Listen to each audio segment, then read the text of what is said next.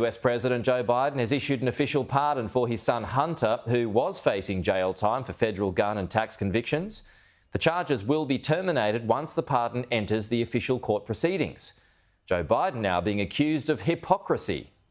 It is the presidential pardon he had said he would never make. After a Thanksgiving weekend with the family in Nantucket, this statement from the US president. Today I signed a pardon for my son Hunter. From the day I took office, I said I would not interfere with the Justice Department's decision-making, and I kept my word even as I've watched my son being selectively and unfairly prosecuted. But now it is full clemency for Hunter Biden over criminal convictions in 2 cases.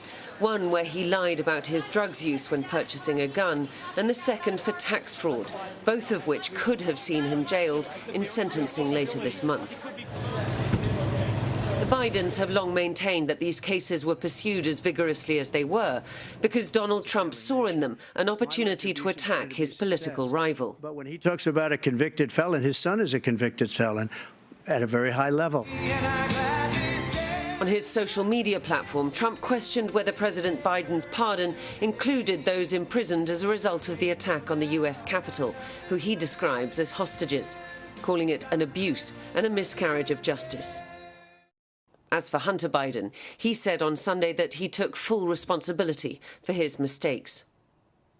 I will never take the clemency I've been given today for granted and will devote the life I've rebuilt to helping those who are still sick and suffering. Given Trump's threats of retribution on his political enemies and his latest nomination of ultra-loyalist Kash Patel as FBI director, a clear indication he means to make good on them, Joe Biden has chosen to do what he can for his family, even if it's perhaps not quite the presidential legacy that he would like to be leaving. Yeah, well, that's the good word there, legacy. Let's bring in the US analyst for Sky News, Michael Ware. Now, his legacy wasn't flash, let's be honest here, Michael, but how much do you think this decision to pardon his own son affects or damages his legacy even more? Well, it goes without saying, without question, this does tarnish President Biden's legacy.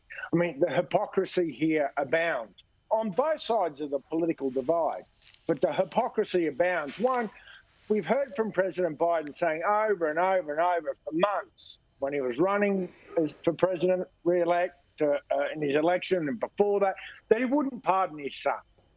Well, he's flip-flopped on that completely. Absolute 180-degree reversal on that. There's also the hypocrisy that he's saying in his official statement, essentially adopting former President Trump's argument that I am doing this for my son because essentially the judicial process has been weaponized. He doesn't say weaponized, but he says the judicial process has been pressured against him. So that's basically President-elect Trump's main claim about the Justice Department. Now, this certainly puts a real block on the end of Biden's presidency, but I think it will be quickly forgotten because let's not forget, when in office, President Trump pardoned his own daughter's father-in-law, who went to jail and who he's now offering up as the ambassador to France.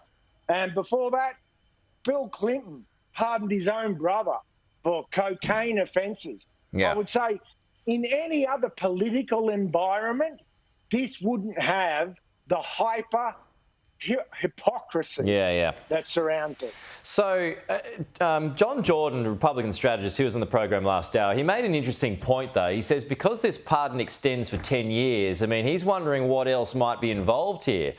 Is there any form of other secrecy that could well be involved here? Do you want to weigh into that? Do you agree with him or not? Well, as I said, the hypocrisy here abounds. And that is a part of this pardon that's stuck in my craw. It's not just for the gun offences and the tax evasion, but it also covers this broad 10-year period from 2014 to 2024, which covers that period of time where Hunter Biden was on the board of an energy company in Ukraine at that very controversial period. Essentially, look, Hunter Biden was a runaway drug addict who was clearly out of control, and he was clearly trying to trade off his father's name. I think Hunter Biden is Biden Inc. Was the president involved in any of this? We don't know. We never will know. But that really does stand out, doesn't it?